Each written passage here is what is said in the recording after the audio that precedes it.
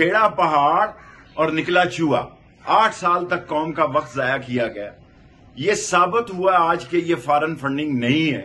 ये साबित हुआ आज कि इसमें कोई ओवरसीज पाकिस्तानियों के फंड को गैर कानूनी करार देना। हम सुप्रीम कोर्ट में गए हुए हैं ओवरसीज पाकिस्तानियों के वोट के लिए।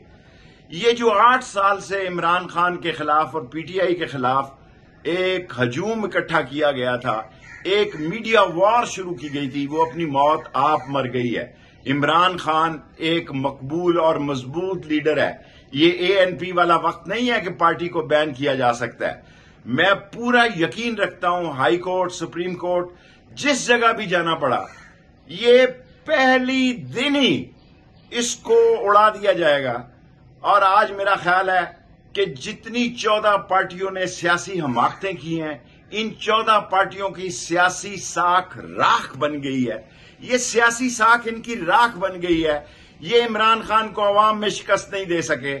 ये अवाम इमरान खान को, इनको अंदाजा नहीं है कि वो कहां तक घरों में घुस गया और लोगों के दिलों में घुस गया।